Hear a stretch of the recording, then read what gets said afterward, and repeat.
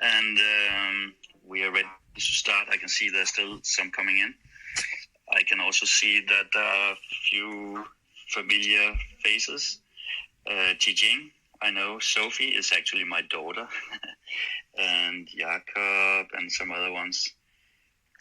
So we'll start a little bit slow because there's still people coming in.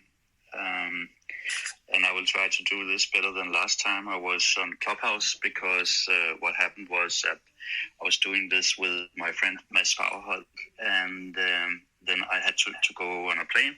So I asked him the day before, should we cancel it? I'm actually boarding a plane like 20 minutes into our event. He said, no, you can do it. We'll wing it. It was really awkward when I went in through boarding the plane, and they had to see my passport and this and that and the other, and getting my luggage up over my seat and so on while I was on Clubhouse. Fortunately, there was a person in the audience who was really interesting, so he simply took over from me and probably did much better than I did. Anyway, I can see there are a couple of people who haven't been here before. One of them is a moderator with me, that's Frank. We have Christian. You can see that because there's a little celebratory sign next to those people. Victor hasn't been here before, apparently. So the way this, and Anna hasn't been there before. The way this goes is the three of us, myself, Chris, and Frank, we talk in the beginning, and afterwards people can press the icon to raise their hands, and then we can welcome one person at a time for questions, if there are any. We are not planning for this to be super long, I think something like half an hour. But let me give you the background to why we are doing this. So we have this company called Supertrends, and in Supertrends we are creating a timeline of the most likely future by using AI and text mining and crowdsourcing. So we have hundreds of experts that upload predictions to our app, and we do extensive continuous scraping of the internet of a lot of databases on social media and so on, and we create attention indices for what is going on.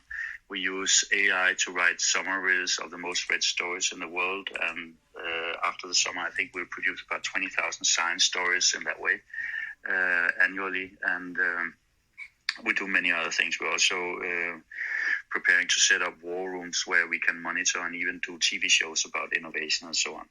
But one of the things that really caught our attention is the phenomenon called cultured meat. So cultured meat is the principle that I think Frank will explain that in more detail, but simply put, it is that you take a cell from an animal or a couple of cells from the animal, modify them a bit genetically so they are capable of multiplying indefinitely, and then you feed them with some nourishment, and then they grow and grow and grow, and you can take it from any animal. You could have beef from a tiger if you want, and you could produce limited amounts of that. So this has a lot of good commercial implications and a lot of implications for society, for environment, and so on. And some of the predictions we have seen have been extremely dramatic, but we have actually spoken with, I think, 20, 30 of the people who are working in startup companies and in science to develop this, and asked each of them, what do you see, what do you expect? And in that way, we have tried to create a clear picture of it. And we have written reports which can be bought from our site. I don't want this to be a commercial, but I need to mention that. So I think before we get any further, I would ask Frank, because it's the first time you're on board here, down at the right button of your screen, you see a mic, and it's muted, so you have to unmute yourself. You have done that, yeah. Frank, excuse me. Yes. Frank, yeah. Can you tell us how do you make this? How do you make cultured meat? What are what is the cookbook? What are the mechanics, the ingredients that it takes? Yes. So first of all, we should distinguish it from other types of meats that are based on plant proteins. This we're not discussing here. Here we discuss cultured meat that is made from cells from animals. And the first step is to understand that most of the cultured meat is based on cell culture of muscle cells from animals, sometimes also fat and connective tissue cells. But these cells can be obtained from basically, as you said, Lars, from any species that has skeletal muscle cells. Most of the work there is done with beef, but also pork, chicken, and a lot of other animals, even wild game is coming into the play recently. So when a mammal is born, actually the number of muscle cells is predetermined. It doesn't change anymore. We are not going to change the number of our muscle cells after birth. We can increase our muscle size by training and exercise. And only in the rare event that a muscle is hurt, then some cells come into play, the stem cells that are adjacent to the muscle cells. And these stem cells in nature can regenerate parts of muscle. And when doing cultured meat, basically people try to copy this process that is occurring in nature. And biopsies are taken from an animal of interest, say a cattle, and then brought into cell culture, into a bioreactor. There it needs medium that supplies the cells with all the necessary ingredients they need: sugars, carbohydrates, salts, growth factors, hormones, the necessary oxygen, the necessary CO2. And then basically these stem cells can differentiate into myotubes, and these myotubes can align to myofibrils. And these myofibrils... Yeah, just Frank, can you just explain, give us a picture of a bioreactor? You know, how big is it? Does it look like a dairy or beer brewery? Of what are we talking about here? Yes. So it can... the full scale up hasn't happened so far, but if we extrapolate what we have seen in medical bioengineering applications, it can easily have 20,000 liters. And that's comparable to the big beer brewing tanks. Yes. Okay, so the cells, these myofibrils, can then be harvested from the cell culture. And the first, in 2015, the first cultured cell burger was eaten, and this has been combined from approximately 20,000 of these myofibrils. So the key challenges here with the cell culture are one, to keep the cell culture sterile. And in the past, this has often been done by adding antibiotics, but there's a lot of research going into it to conduct this cell culturing process in a sterile manner without antibiotics. Then you have the right medium, and so far a key component and the most expensive component of this media is the so-called fetal calf serum or bovine calf serum, that contains essential growth factors that allow those cells to proliferate. And there's also a lot of research going on in trying to get rid of this A, expensive, and B, still animal-based component in the media. And there's several reports that people have been starting to work out plant-based media. And then the third challenge there is basically to have an appropriate scaffold, because those cells are that grow in cell culture are anchorage dependent, in particular primary cell culture. And people are trying out different things as scaffold. And for example, soybean proteins, or recently also spinach, decellularized spinach leaves have been successfully used as scaffold to which those muscle cells can attach and grow in cell culture. And finally, of course, the cells need to be harvested and separated from the medium. And if, for example, the scaffold is an edible scaffold, such as a soy protein or a spinach leaf scaffold, that's much easier to harvest then, and it can stay in the final product. Is that? Yeah. So I have a question, because it seems to me that the biggest of the issues that we have might be the thing with antibiotics. Now, when meat grows on a living animal, of course, the living animal has its own defense system against infections. On the other hand, it's also quite likely to get infections. But there's some farmers, they specialize in, for example, having pork living in such clean environments that they can avoid giving them antibiotics, and then they sell for a much higher price, and it's much better in so many ways for health and for the environment.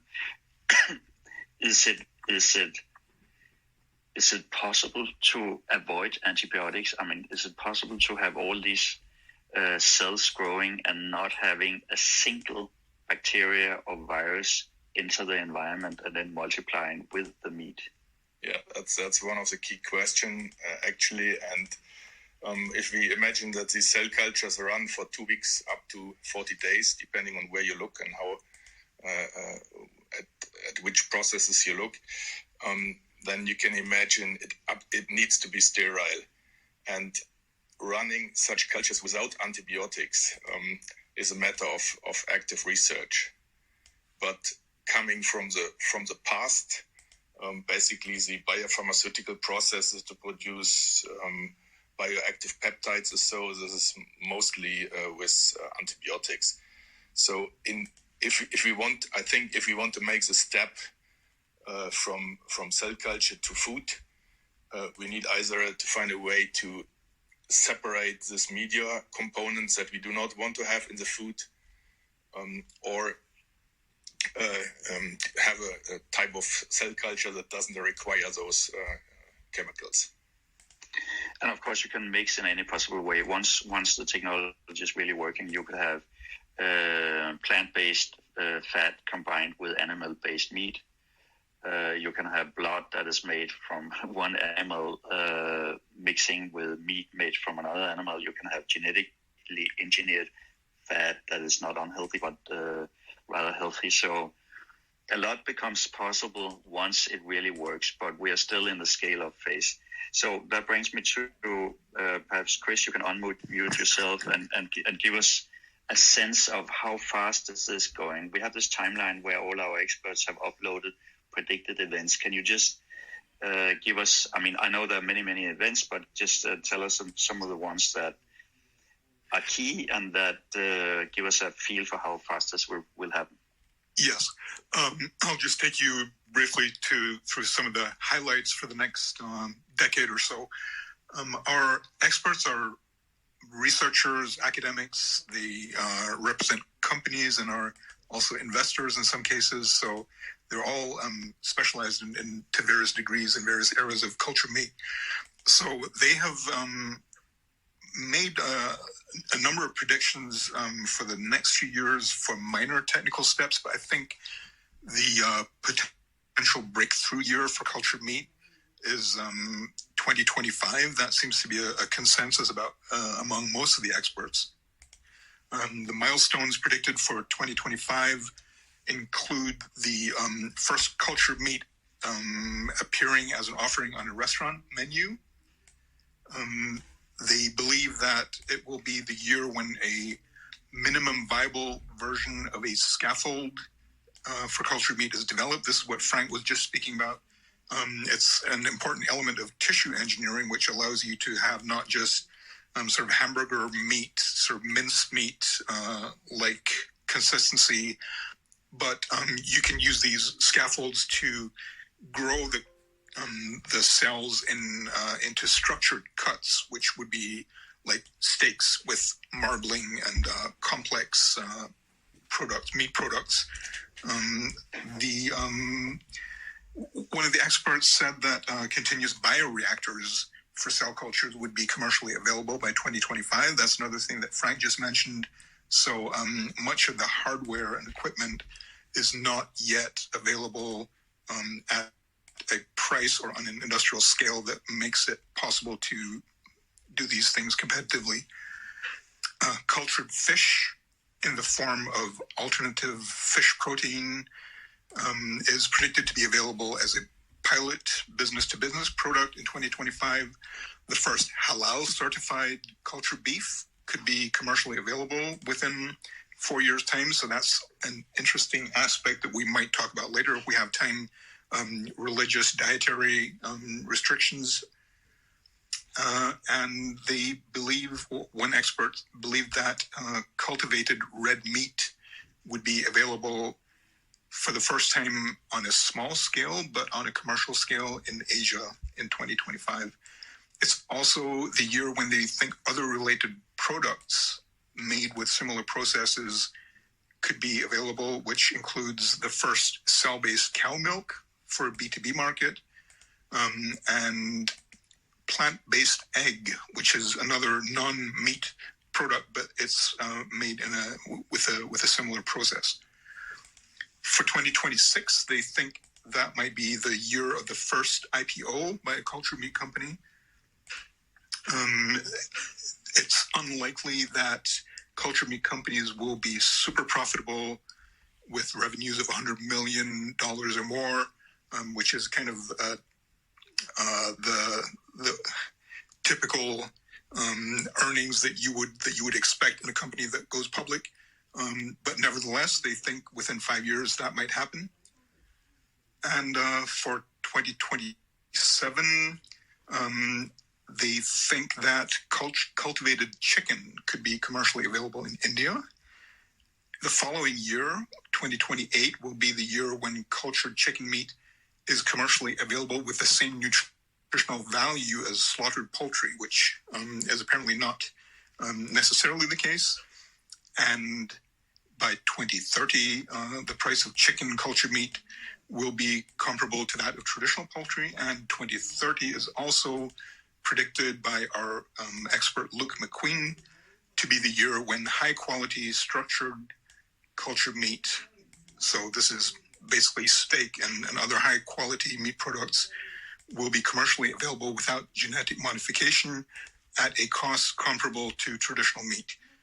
And that would be the year then when cultured meat becomes commonly available in restaurants and supermarkets, which is kind of the benchmark, I suppose, for it having achieved commercial breakthrough.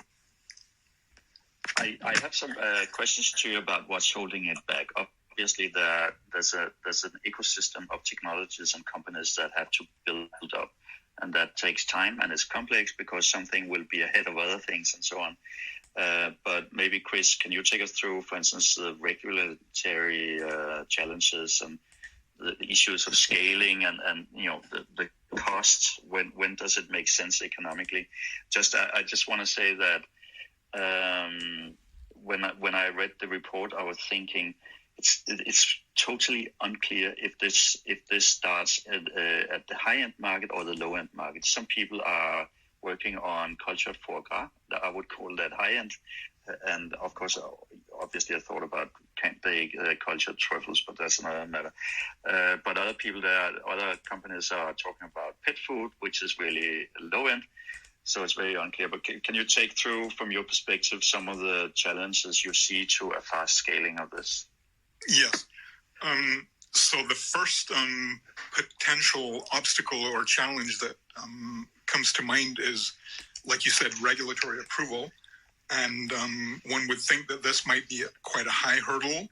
But as many of you may have seen in the news, the government of Singapore has just given regulatory approval for cultured chicken meat by a U.S. company called Eat Just, which sort of suggests that the optimism around the topic is not misplaced at all. And the potential market is huge, and regulatory issues, while they are an issue, especially in the U.S., you're seeing a lot of pushback from the traditional meat lobby, who are trying to use labeling, I think, as as leverage to kind of keep this new novel product out of the market. But I saw a recent statement by Mark Post of the University of Maastricht, who's one of the leaders in cultured meat research, who suggested that these hurdles can probably be overcome because process safety doesn't appear to be that much of a concern. The bigger obstacle is really scaling up the production processes and doing so cost effectively, which is difficult because some of the hardware and some of the ingredients used in cultured meat production are priced as farmer grade products. So these have traditionally been sold in very, very small quantities in a low volume, high value market. And now they're needed on an industrial scale. So if you've been using cultured medium to cultivate something in a petri dish, you only need very, very small quantities. If you're looking to replace the U.S. food supply with cultured meat, then you're talking about, oil tanker scales. So that will be a cost factor, and culture media and growth factors account for 70 to 80% of all costs. So those are really, really big factors that need to be brought under control. The scaffolds that we were talking about earlier, bioreactors, these are cost factors that also would go down, or are expected to go down significantly when they're produced on a mass scale. So, yes, regulatory approval in the US and Europe, some experts think that might happen within 16 to 18 months. And the hope is that many governments and also supranational bodies like the European Commission will see it as a way of achieving important policy goals such as climate protection, food security, and so on. So there seems to be more optimism with regard to regulatory challenges than one might expect. As far as the commercialization is concerned, there was a recent life cycle analysis conducted by a Dutch consulting company called CE Delft, which looked at various scenarios for the environmental impact of cultured meat when produced on a commercial scale. And they found that cultured meat compared quite favorably and can compete with all conventional meat environmentally, and specifically scores much higher than beef, traditional butchered beef. So when you're talking about commercialization, as in all industries, the environmental / carbon footprint is increasingly going to be a factor, and it's heavily influenced by the source and the efficiency of energy used in production. So these externalized costs of meat production, of agriculture, and so on are increasingly expected to be priced into the cost of meat for consumers, and so that will make them more and more important in determining the competitiveness of the produce.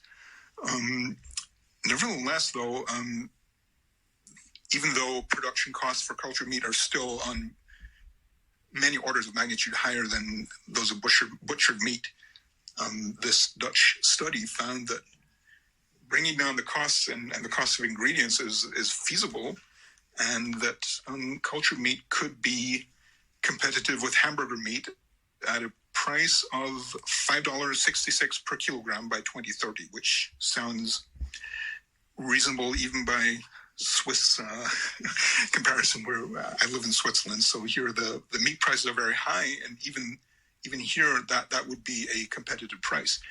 But it's important to note that this is just one possible scenario, and definitely one that requires cost cutting across the board in all aspects of the process. I'm thinking that it maybe it's not a coincidence that Singapore is the first country to allow the cultured chicken to be sold. I could imagine that in many cases it's countries that don't produce much meat themselves, but are very focused on high tech that will be the first ones to allow it, because they are importers of meat and they would like to produce it themselves in a different way, whereas the ones who have a big farm lobby and a lot to protect will be more cautious. Anyway, Frank, do you have anything to add to these factors and can slow down the spread of this? No, I think I'm expecting regulatory approval if there's no major issues there, such as we mentioned before, ingredients in the food that are not acceptable for health, etc. And the regulatory path is there. For example, in the US, it's even the same agency. The FDA, the Food and Drug Agency, will look into this. In Europe, it's a little bit different, but I have no doubt that these products will be can be regulated and can be approved if they're okay. So it may delay it a little bit, but I expect that to happen. What about consumer attitudes? Because I know that it ranges from some consumers say, oh, this is good for the planet. I want to be a pioneer. I want to eat that way, also to promote the development of it. And then there are other consumers that have, the yak factor. And by the way, regarding when people say it's really disgusting to eat feed that comes from a steel tank, I can imagine that 50 years from now, or by the end of the century, I don't know, that people will sit and discuss how disgusting it was that we were killing animals to eat them.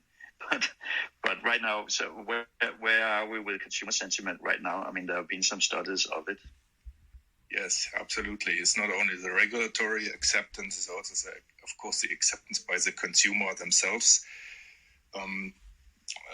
There's a lot of investigations ongoing because it's of interest for this new industry and also for the old industry.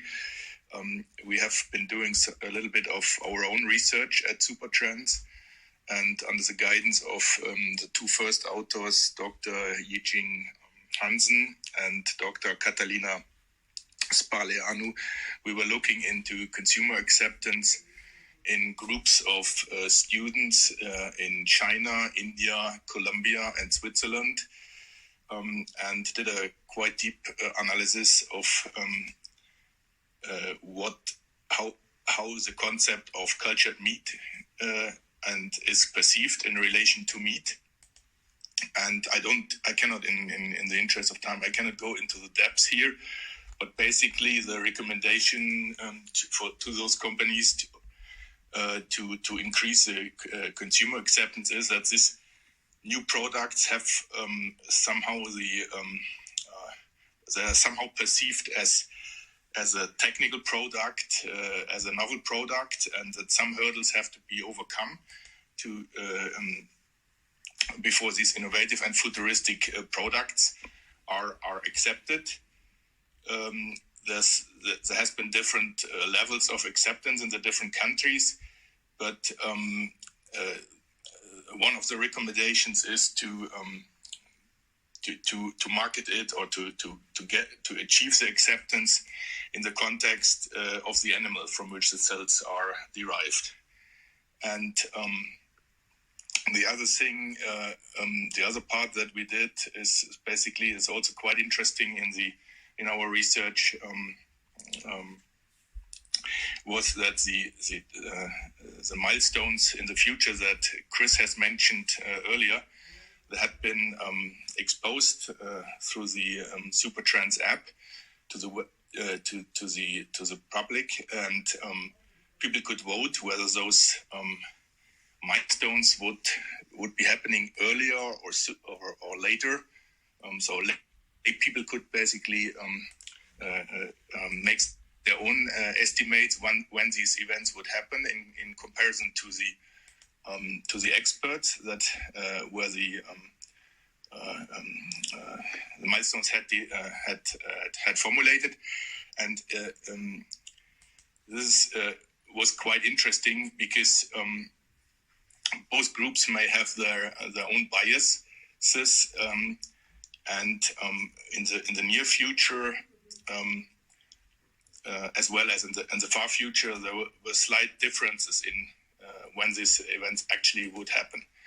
And most strikingly, as we were writing this paper, we had the initial prediction for the chicken meat to be accepted somewhere by a regulatory authority and to appear on the food menu. That was predicted for 2024, but as we were writing the paper, end of 2020, it already happened in Singapore. So in the end, I think even these things may even happening much faster than we can imagine at the moment, and we really have to watch this closely, because I expect that this gains quite a strong dynamic over the next weeks and months. I just have a question. So now I mentioned for cultured foie gras, we talk about cultured blood and cultured fat and so on. There are also initiatives to make cultured leather, for instance. So you can make like anything organic. You can really grow in this way. I just have a question, Frank, about precision fermentation. So what is the difference between cultured meat, for instance, and then what you call precision fermentation? Yes, precision fermentation is a process that has been defined as using microorganisms to produce basically any desired organic molecule product. So this is what is largely used in the pharmaceutical industry, right? Yes, you use microorganisms. You do not cultivate cells. You use bacteria, fungi, this type of microorganisms. And So you say you don't use cells, and what you mean is that you're not, for instance, eating the cells. You eat what they excrete. So they produce something that is useful as food. Yes, for example. But in other cases, it's useful as pharmaceutical products and so on. Yes, absolutely. For example, one of the main fungi that is used in this context is our Trichoderma species. They're capable to produce very high amounts of proteins, and after a genetic engineering process, after inserting a gene of interest into them, they're able to produce a protein of interest, and this could be, for example, a milk protein. This could be collagen. There's several companies on this, and for me, I look at this as a revolution, because we're at the step where we domesticate the microbes to basically produce anything we need. Whereas in former times we had the domestication of the animals, right? So that's the way I look at this at the moment. And with regard to leather, yes, there's several ways companies try to produce substitutes for leather. Not plastic substitutes, but ways to do it. For example, one company produces collagen, and then this is in a process is made to a leather-like material. Others grow mushrooms in a way that they can produce leather out of it. So this is just, in my view, this is just starting, and we have to watch this closely. And this has a huge potential for the future. So to me, it's interesting because what we're talking about here is an example of something that is going on across one industry after another, and that is that in the beginning we go out and find stuff in nature and domesticate it or use it, and then later on we start to synthesize it, and at the end we start working really at the biochemical or cell level. I mean, an example is when mankind started doing farming thousands of years ago, and then you found out that you deplete the land of nitrogen, and then what you do, so you could get some of the nitrogen back with cow dung, but that was not enough. Then you found guano on some islands in the Pacific, but that would also run out. And then some Germans found out that you can actually extract it from the air, and we're using about 1% of the world's energy now on extracting nitrogen from the air and using it for fertilizer. But eventually you can genetically modify plants so they do that themselves. And then we've gone from a very mechanical solution to a biochemical solution and genetic engineering. And we can do that with so many materials that we can simply genetically re-engineer animal cells or also fungi and other microorganisms, as you said, and make them produce whatever we want. And I think that's really, I mean, like it or not, it is a super trend that is going on in the world. So if we are in the early stages of this, but money is flowing in. Moser Meat just got in December 20 million, or I think it was $19.6 million. We had Blue Nalo, they got 60 millions in January. There's a little Swiss company, Marel Foods, they got 5.4 million in March this year. So money is flowing in, and the financial predictions for many of these companies are not very impressive because there's a lot of work to do before this becomes a mass market. But what I think is that many of the very, very big meat producers, for them, it's like a no-brainer to have investments in this. It's a tiny part of their revenues that they put into these startups. You can say they're following this, they're on top of it, and when it becomes really big, which might take 10, 20 years, they are not caught behind. They will not get a Kodak moment. So for me, to round up, because we promised this would be rather short, I just want to say that the long-term impacts of this are potentially enormous. So if you take United States, for instance, they use a part of their land area similar to, I think it's 5 or 6 times Germany for meat production. So this is for grazeland, but also for producing foodstuffs for animals. And if we imagine that at some point in the future that all that meat is produced through cultured meat in compact factories, that we will reduce the amount of land that we need by something like 99.9 something %. And then we can free up these absolutely enormous areas for whatever we want. So typically it would be national parks, I would assume, but others also for other purposes. There can certainly be a climate effect. Also, personally, I'm more excited about the national parks, but that's just my preference. So the effect can be enormous, and for sure it will take time. And I think when it happens, I mean, it will have commercial impact on rural banks, on the producers of farm machines, etc., etc. It's certainly almost. I mean, there are lots of industries where even if you're not directly very impacted by this, it's worth following. So I don't know, Chris or Frank, if you have anything else to add. Otherwise, we should just ask if anybody has any questions, and if so, if I can figure out how to get them up on stage. Chris, Frank, anything? I mean, there's a lot to add, but I'll leave it at that for now. Same for me. Okay, so yeah, Kim Weiss.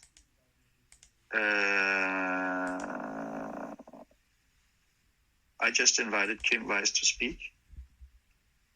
Kim, unmute yourself. Kim, you gotta go down to the lower corner of the screen and unmute yourself. And there's a lady called Lars Tvede who invited to speak. Hello. Hi. Please ask your question. I'll go ahead while Kim finds the unmute in the bottom right-hand corner. I'm not entirely sure if you guys actually touched on this, but I had a question in regards to, so now you're talking all about cultured meat, and it all sounds super interesting, and I think it's also something the world is waiting for, of course, because for a lot of people out there, I think it's undeniable that real meat just tastes different and also better than meat alternatives, let's say. At the same time, there are in the meantime many also very, very large companies. I think Beyond Meat is one of them that's now a unicorn, and they do completely plant-based, let's say, solutions that you can eat instead of meat. What do you think is going to happen with this entire industry of plant-based alternatives if the cultured meat really gets off the ground? If I may start, I actually had a Beyond Meat burger in Verbier of all places last week, and I was thinking that if I hadn't been told it was that, then I would not have noticed, because I was just sitting and talking and eating my burger, and the taste did not strike me as particularly different. But it wasn't the same. But for sure, there's a big step from that to having a big juicy beef with fat and everything. So I personally, I would think when it comes to minced meat, I would think that as they continue to improve the plant-based meat replacements, I think that has a big place in the market, to be honest. I don't know if Chris or Frank, if you have something. Just to briefly follow up, there are a number of fast food companies, especially in the U.S., McDonald's, Burger King, Carl's Jr., Tim Hortons, the usual suspects, that have added plant-based hamburger patties to their menus, made by Beyond Meat and also Impossible Foods, I believe. So they would not be doing that, I'm sure, if they didn't think that their customers would like them. And the fact that they still remain on the menu suggests that consumers are willing to accept alternatives to butchered meat, which is good for, I mean, if you're a vegetarian, then you probably won't be interested in cultured meat, but it does suggest that many of these fast food customer groups are not fundamentally opposed to products that are anything else than butchered meat. Can I then ask a follow-up question? Because I think that was very interesting that you said that vegetarians wouldn't eat cultured meat. A lot of vegetarians choose to be vegetarian either for environmental reasons or because they don't actually want the animal to die. But in this case, it's better for the environment and no animal is dying. So don't you think vegetarians would see that as a solution? Well, you're asking me to look into people's heads. I think some would. Some would not. Some think that that's fundamentally nasty, and their minds probably won't change. But I'm sure there are people who are vegetarian, but occasionally have a hankering for a nice burger and would be very, very happy to have one that is ethically, sustainable, that they don't have to feel bad about eating. So yes, I mean we haven't really touched on this whole issue of religious diets that I mentioned before, but that kind of also comes into this question. If you're a Buddhist or a Hindu and you don't want to eat meat because you're opposed to killing animals, but now there's a possibility of having meat without killing an animal, then you might not really see that as an ethical problem. But again, I can't look into everybody's heads, and you'd have to look at everybody's individual motivations and convictions. Thank you. I would add that I actually mentioned it quite early in this discussion that as this matures, we get all sorts of possibilities of making hybrid food. So I gave the example that you can have a beef where the meat is animal muscle, but the fat comes from plants, but be inserted into the meat. So and the fat might be healthy.